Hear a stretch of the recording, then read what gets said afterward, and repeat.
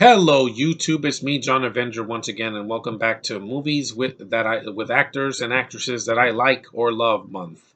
And this time we're talking about another comedy, but from 1988, written by John Hughes, may he rest in peace, and directed by Howard Deutsch, the father of Zoe Deutsch, and that is The Great Outdoors, starring Dan Akroyd and John Candy, two Canadian actors that I really like, and I want to see them. I wish I could have seen more of them in the '90s because Candy passed away in the '90s, and Akroyd. Well, I haven't seen him in a movie in a long time, but this is a fun movie. I watched it a couple years ago on cable, and I bought it on DVD 2 years ago at Target, and it's worth it. Let me read the synopsis. When an unannounced, uninvited, and unwelcome family of fun loving misfits converge upon a lakeside resort to join their relatives for a summer of relaxation, which I wish I had this year, the result is anything but restful in this raucous comedy starring Dan Aykroyd and John Candy, like I said before. It's a vacationer's worst nightmare. Yeah, to have to share a cabin with a bunch of people that you don't want there. Yeah, I've been there. Uh, it's a vacationer's worst nightmare as a wheeler dealer, Aykroyd, his sexually repressed wife, and eerie twin daughters. Yeah, they look like the girls from The Shining, just with red hair. Join the easygoing Candy and his straight laced clan for a season of fun in the sun. Unfortunately, the only thing that these two in laws have in common is their intense dislike for each other. Soon, it's brother in law against brother in law in an uproarious and hilarious fight to the finish to see which one really knows how to enjoy the great outdoors. Well, I'm a more outdoorsy type sometimes, especially during the summer. And the film's funny. It's not like, oh my god, my gut is hurting, but it's not one of John Hughes' best films that he wrote, but I do like it. And it was before Home Alone, so I can give him credit for writing something different. It's not set in Chicago. They mention it, but it was filmed in Wisconsin, which is one of those like northern states in the Northwest that's mostly countryside. It's not really a big city.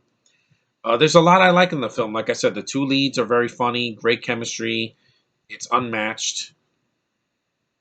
You have other supporting actors I like in the movie too. You have Annette Benning, one of the best actresses from the '90s, and she was Marvel in Captain Marvel. It's good to see her in this movie. She was really young, sexy. You have Robert Prosky. He's the old man with the shotgun that shows up in the movie. You have Stephanie Ferrasi as Connie, Kate's sister.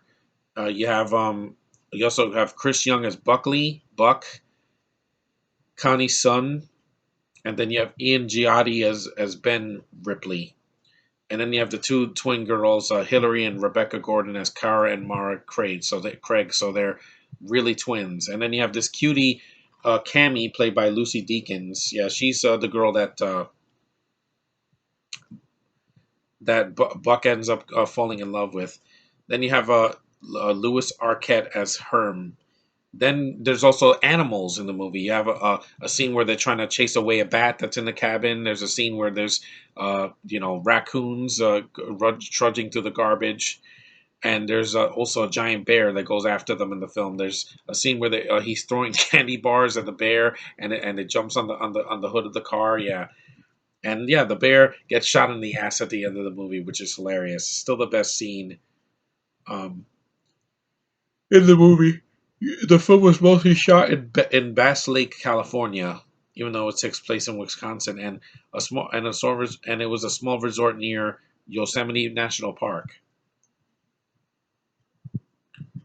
Also, the film got a mixed reaction. I don't know what they were expecting. It's an outdoors comedy with John Candy and Dan Aykroyd. You're not going to get anything deep here. You're not going to get Deliverance. That's not the kind of film it is. It's a PG family film mostly. There's some curse words, but it's nothing too serious. The film did not have enough collective energy to light a campfire. Really, it's funny. It has its moments. A crass blah comedy about vacation perils.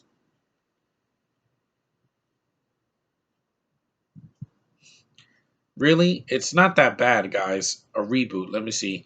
No, I don't want to see a reboot. They said on April 27, 2017, Universal had Kevin Hart, Nia Long, Yara Shahadi, and China and McClane and Sean Kavanaugh starting in a reboot. Why? I don't care about a remake. You're not going to do it better. These two had ultimate chemistry, and yeah, they're Canadian, but they know they're two very funny guys that worked well with each other and have a good rapport. And you can buy that they have their differences. Trust me, I know.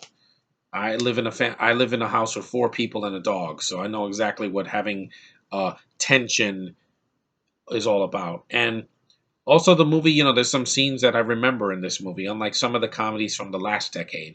You have the scene where they go to the steakhouse and he eats a giant steak, a 96er, and there's a scene where he's jet skiing in the lake. That's pretty cool.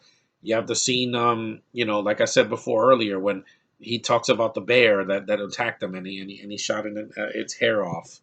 And at the end, when they get attacked by the bear, and it's pretty scary because it's a real bear. It's not CGI, guys. This isn't the Revenant with DiCaprio where it's a CG bear, so he's never in danger. Here, they actually are in danger. Well, mostly because it's a real bear. So it's a big, giant freaking bear. And yeah, this is one of the reasons I don't go camping in the woods because I don't want to get attacked by a bear and get coronavirus from a freaking bat. No, I'd rather stay right here in the city and be safe with my mask. But anyway, yeah, John Candy wrote the film and he did a good job for what it's worth. It's not his worst film. He wrote Home Alone 3, guys. That's way freaking worse. That movie doesn't have likable characters. That movie doesn't have a plot that I can give a damn about. The movie is the same thing as the first two, just without the heart and the great John Williams score and Christopher Columbus directing it, Chris Columbus, because those movies knew what they were. That's why they were huge successes. This movie is fine. If you have a family, it's not going to make them, oh, it's crass because they curse each other out. It was a PG movie back in the 80s. Now everything is crass. Everything is offensive. Everything is politically correct. Yeah, screw that. I don't need politically correct or politics in my freaking comedies. I just want a fun time, and this is a fun time. You got some sweet, heartfelt moments with Cammy and Buck. You have the nice moments of when they reconcile with each other and they're like, "Oh, I'll race you home," and then the reveal that Dan Aykroyd the whole time he was broke and he was just living off of Chet's misery. And yeah, I get it. I get the freaking message of the movie. It's not preached down my throat like some things now. And if you've never seen this movie, watch it. There's plenty of places to stream it. It's very cheap on DVD. You can find it on Blu-ray, and it has some real animals. None of the CGI crap from the Doolittle movie or from Call of the Wild. It's a real animal, real animals. They're not CG, which I like to see that. Nature take its course. And it's funny. It's not gut-bustingly hilarious, but if you want a fun time, a couple of laughs, and good actors doing really good roles, this is the movie for you. This and Uncle Buck I would definitely recommend because John Candy is charming in nearly every movie he's in. He's never annoying, not in these films. He's usually very, very sweet and a really likable guy. That's more than I could say for someone like Kevin Hart, who is loud and everything. At least in this movie, they're not yelling half of their dialogue, which is nice to see. But anyway, yeah, I know Levy reviewed this movie. It's fun. I like this movie. I like both of these films. They're John Hughes projects I actually enjoy. So thanks for watching. Take care, and I will see you guys in the next review.